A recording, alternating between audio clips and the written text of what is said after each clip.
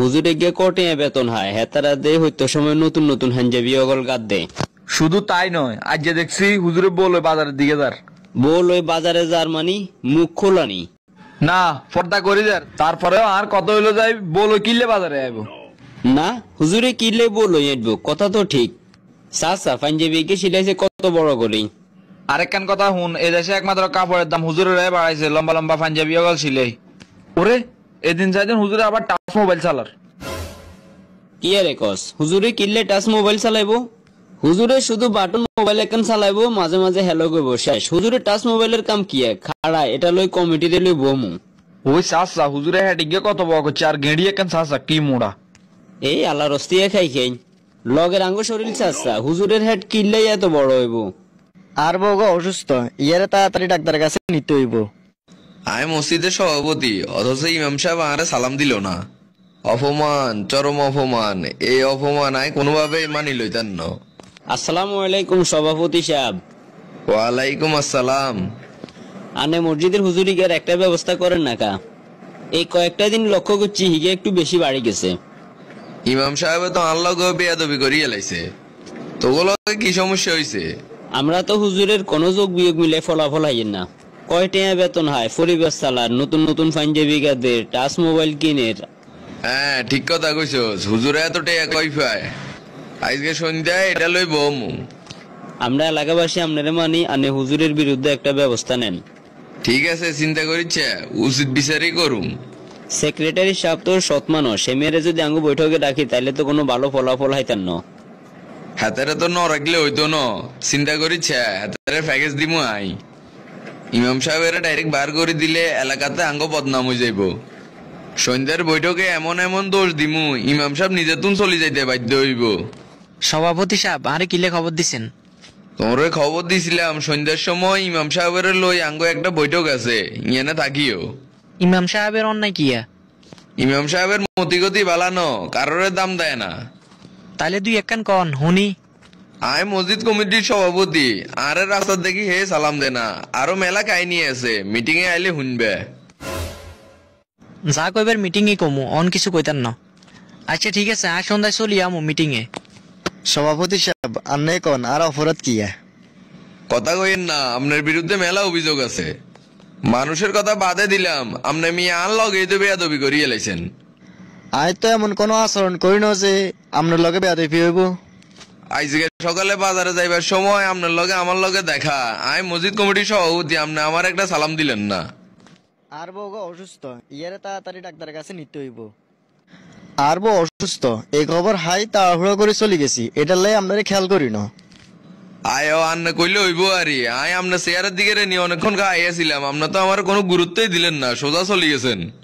অভিযোগ তো হবে একদিন দিছি, এরকম আরো মেলা অভিযোগ জমা হয়ে রয়েছে আন্নার লাই।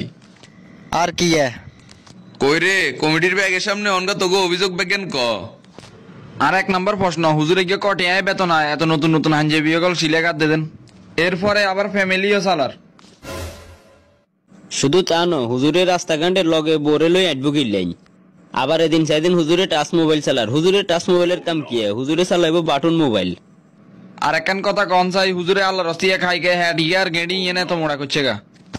আরেক কান কথার উত্তর দিত কন, কয়েকদিন আগে চাইদিন হুজুরে জোরে হাঁটিদার লাগছে, কাহিনী কি? আমিও তো একদিন দেখছি হুজুরে আস্তে আস্তে হাঁটি যার, আস্তে হাঁটবো কিনলে এটারও জবাব দিত কন। আজ যে কোনো ছাড়াছাড়ি নেই, হুজুরে বিজ্ঞানের জবাব দিয়ে যাইতে হইব। সভাপতি সাহেব শুরুতে আন্নারে কই শুনেন, আপনার দুঃখ হয়েছে ইমাম সাহেব আন্নারে দেখার পরেও সালাম দেন। ইমাম সাহেব তো কইছে হেমিয়ার বউ অসুস্থতার কথা শুনে তাড়াহুড়া করে যাইতেছে, এই কারণে আন্নারে দেখেন। তাছাড়া ইমাম কিনলে প্রত্যেকদিন আপনার আগে সালাম দিব, আন্না একদিন নিজে তো দিতে নারেন না হুজুরের আগে সালাম। আয় গিলে সালাম দিমু, আয় তো মসজিদের সভাপতি। রাখেন আন্নের সভাপতি, যদি ইমাম সাহেবের তার প্রকৃত সম্মান নাই দিতে পারেন তবে সভাপতি থাকি আপনার কাম কি? তোমরা কি কইছো হুজুরে নতুন নতুন পাঞ্জাবি গাদ দে, এত টিয়া হইছে কন্যাই হায়। সভাপতি সাহেব আপনি নিজের মুখ দিয়ে কন চাই, আমরা ইমাম সাহেবের মাসে কত টাকা বেতন দিই? মাসে 6000 দি। আচ্ছা তোমরা আজ পর্যন্ত শুনছো নি এলাকায় হুজুরে কারো টাকা মারে দিছে অথবা কারো কিছু আত্মসাৎ করছে? না, এখনো পর্যন্ত এরকম কিছু শুনি না।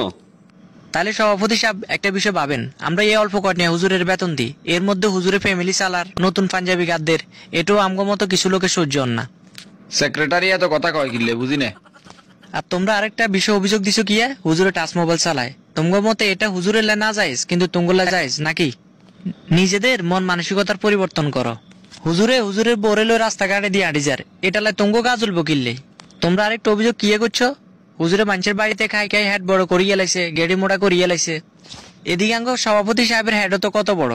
কই তোমরা তো কোনোদিন সভাপতি সাহেবের হেড লই মন্তব্য করো না, তোমরা পড়ে রইছো হুজুরের হেড লই। ইন্ডিয়াতে হুজুর রাস্তা হাঁটলে অদোষ, জোরে হাঁটলে অদোষ, নতুন পাঞ্জাবি পড়লে অদোষ, টাচ মোবাইল চালালে অদোষ, বোরেলো রাস্তা দিয়ে আঁড়ি গেলে অদোষ। এত দোষ ধরতে গেলে একটা মানুষ চলতে পারেনি। সেক্রেটারি সাহেব আরেকখান কথা, নামাজের ভিতরে হুজুরের সুরাটা আর কাছে সুবিধা লাগে না। আচ্ছা তোমরা হাসা করে কসাই, শেষ কবে নামাজ উঠছো? নামাজ লই তো আর মিছা কথা কন যাইতো না। না শুক্রবারে যে জুমার নামাজ উঠছি আর তো হড়ি না। নিজেরাই নামাজ পড়ো না, আবার আইসো হুজুরের ভুল ধরতে। হায় রে মুসল্লি, তোমরা আরেকজনের হিসা লাগি না থাকি নিজেরে নিয়ে ভাবো, তাহলে অন্তত নিজেরাও উপকৃত হইবে। এ পর্যন্ত হুজুরের বিরুদ্ধে যতগুলো অভিযোগ দিচ্ছেন একটার মধ্যে হুজুরের দোষ নাই। যা বুঝলাম আন্নগ মন মানসিকতারই দোষ, আগে নিজে করে পরিবর্তন করেন। আপনি ঠিক কথা কইছেন, আমরা নিজেরে লই ভাবি না, সারাদিন অন্যরে লই হরে থাকি। আপনার মতন ভালো লোক প্রতিটি মসজিদ কমিটিতে থাকা প্রয়োজন। আজ আপনি না থাকলে হেতারা এই মিথ্যা অপবাদ দিয়ে আরে বাইর করে দিত। আমাদের সমাজে এরকম বহু লোক আছে যারা প্রয়োজন ছাড়াই হুজুরদের পিছনে লেগে থাকে। বন্ধুরা, ভিডিওটি যদি ভালো লেগে থাকে একটি শেয়ার করে অন্যকে দেখার সুযোগ করে দিন।